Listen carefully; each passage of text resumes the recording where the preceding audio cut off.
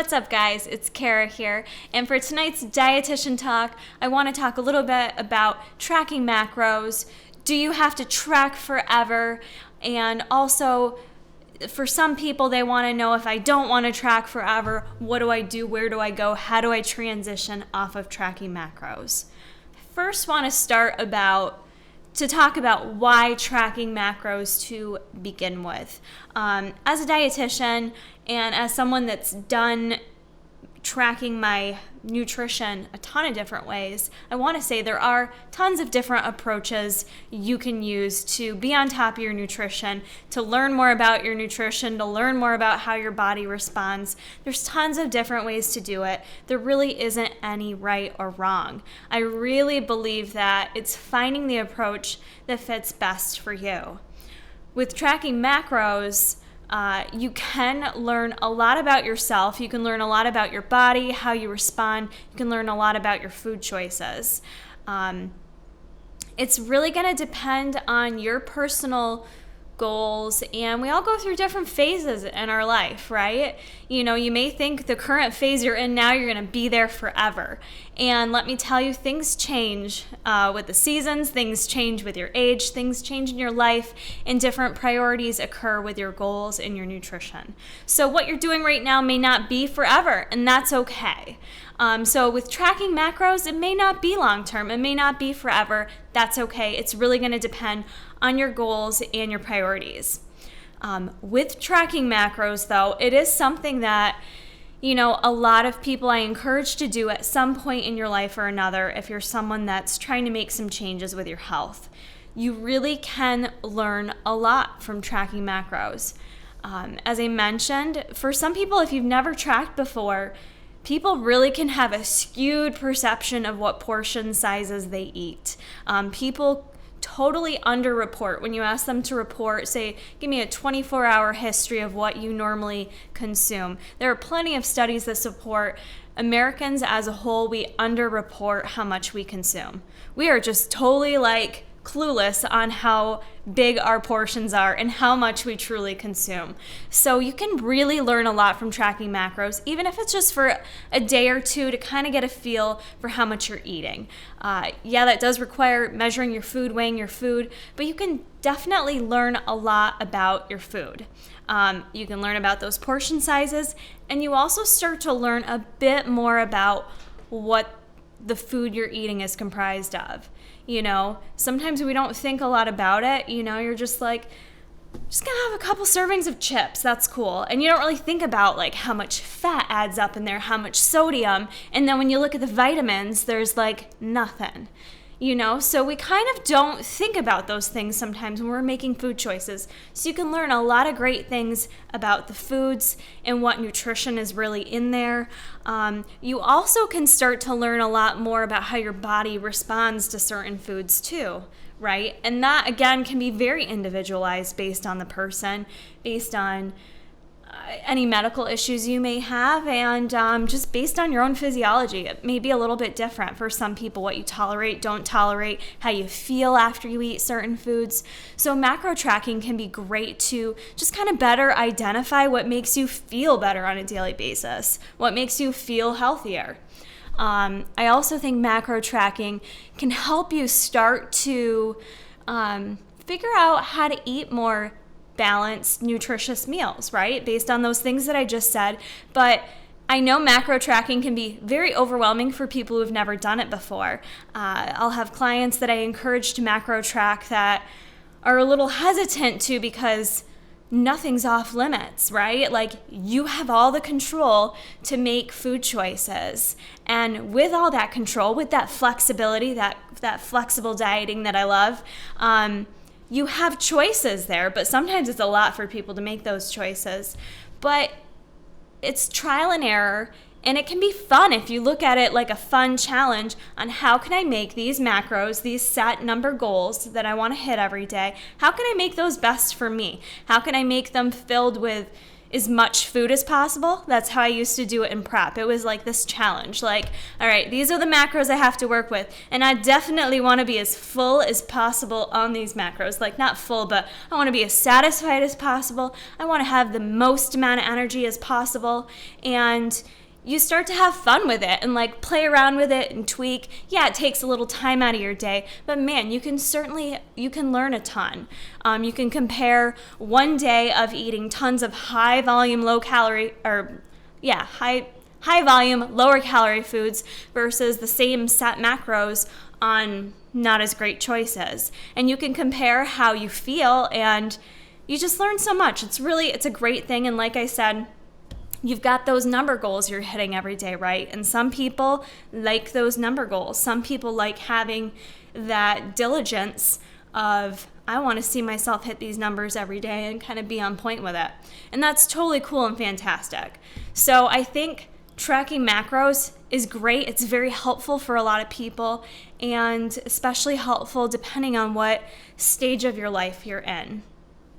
Now, do you have to track macros forever? Well, no, you absolutely don't have to. Can you?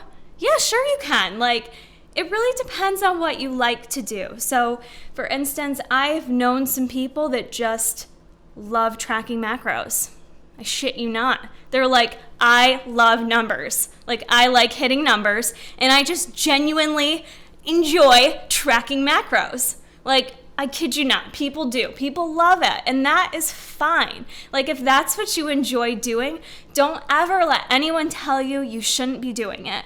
If it is something that makes you happy, makes you feel good, it's not negatively impacting your life, impacting your health, your relationships, then track away. Like, go for it. Track on, okay? It's not hurting anything. If it's not like ruling your life and you enjoy it, then cool, track. You know, like I said, tracking is just something people may enjoy. The other thing there too, some people do like to maintain a leaner physique throughout the year. And for most of us, not all of us, but for most of us, in order to do so, in order to maintain that like leaner physique than normal, you do have to have that level of diligence and accuracy. And it can be hard to do without tracking and really closely paying attention to numbers, but not for everyone. But so you might be that person. Maybe fitness is your job. Maybe you just prefer being on the leaner side because that's where you feel healthiest. That's where you feel more comfortable. Those might be instances where you're tracking every day and it's not a big deal, and you know, it's who cares? Now, if you don't want to track every day, and you're someone that has started tracking, and you're like, okay, I've tracked, this is all right, but I don't want to do this forever. How do I not do this anymore without getting too far off track? That's a very common question. You know, some people are just like, I'm kind of over doing this numbers game every day. I'm kind of over weighing food, having to look things up. How do I switch to just like eating food, living life beyond macros? So I do have a few tips for that, because absolutely you can. But I do think it helps to transition into that a little bit. With tracking macros, I think you want to make sure you're doing it long enough that you've learned some of those things that I talked about, some of those benefits. Make sure when you transition off tracking macros, you're at a point where you feel like, yeah, I know portion sizes. I have an idea for like what a good portion of protein looks like for me, and what a good portion of carbohydrates looks like for me, and fat. And make sure you feel like you kind of know what a full day of eating looks like for you and feels good. Make sure you have that better understanding of food choices. It's kind of like when I think about, you know, someone that tracks macros religiously, and then they're like, I'm going on vacation, and I am not tracking macros when I go on vacation. You are not going to make me. But what I'm going to do is I'm not going to eat like an asshole. I'm going to make better choices when I'm there.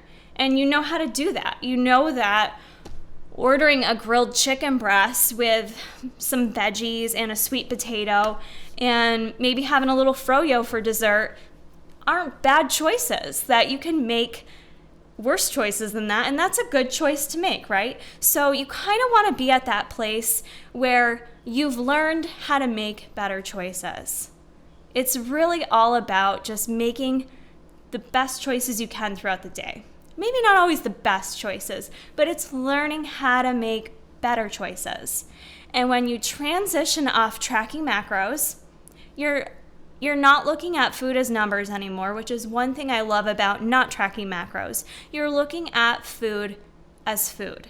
You're looking at it as nutrition. You're looking at it as fuel for the organism, for that body. So it's a really cool thing, but you don't want to lose sight of that. You want to remember food is food, and what am I getting from it? So it's awesome you're not looking at it as numbers anymore, but look at it as food and think about what it's going to do for your body. You don't want to just go from like rigid tracking macros, or even maybe you're on a meal plan. You don't want to go from that and totally revert back to maybe old habits.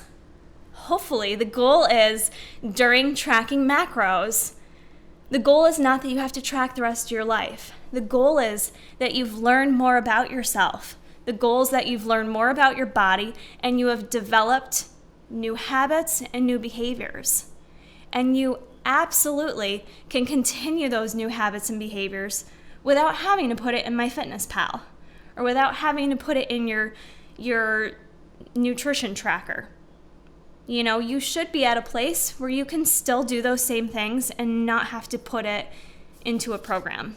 So hopefully that makes a little sense. You know, so kind of that gradual transition. Maybe you don't go all or nothing. Like, I've done that before where I'm like totally tracking and like you just stop altogether. You know, if you're worried about that, because people can tend to get a little lost, it can be very overwhelming. Maybe you're worried you are going to go back to old habits. So start slow. Like, keep tracking maybe 6 days out of the week and plan to have one day untracked. But with that one untracked day, choose to still choose the same portion sizes. Choose the same food items you'd normally do. Don't plan the one day to go like balls to the wall and eat everything in your kitchen. Plan to do the day just as normal, except without entering it into MyFitnessPal. And then keep that going for maybe a week or two. Monitor your weight, monitor how you're feeling. And if it's going good, then maybe you do 2 days untracked. So maybe you're someone that needs that slow transition. That's a great way of doing it. Just starting out slow. You don't have to be all or nothing. You don't have to fit into a little category, a little label of, hi, I track macros, or hi, I'm on a meal plan, or hi, I'm living life. You don't have to fit into one of those categories. It's about doing what works best for you and what makes you feel comfortable at the end of the day. And, you know, with that, I do think you can have the best of both worlds. I kind of feel like I'm at that stage right now. I feel like I know a lot about my body. I've learned so much through tracking macros, through doing meal plans, through prepping. And I'm at this place where, like, I don't really label myself, but, I can pretty much eat and I know how to eat for my body, I feel like. And then say I have a week or where I went on vacation, or maybe I have a few days where I just feel like I'm like way off track. Well, then that might be when I choose to start tracking for a couple days just to kind of reel it back in. Maybe I'm going to start, have a day where I just need a little more, I need to tighten it up a bit. I'll track for a day or two just to be like, oh, okay, yep, I'm right on track. That looks about right. You can have the best of both worlds. You can do a little bit of both. Or maybe you do transition off tracking and say you've got spring vacation coming up and you really just want to make sure you lean out a little bit. Maybe you want to lose those few pounds that make you feel a little less comfortable in your body. Start tracking again. That's a great way, again, to just kind of have that accuracy and to be on point a little bit more with macros. So I think that's it for this video. I kind of wanted to throw it out there. There's honestly no one way of doing it, and I think it's about doing what works best for you. And again, don't feel bad about it. You're gonna do different things at different stages of your life, and it's fine if you don't fit into one category or the other. You can track macros and you can not track macros, and you can still have great results. You can still feel good about yourself. You can still make healthy food choices.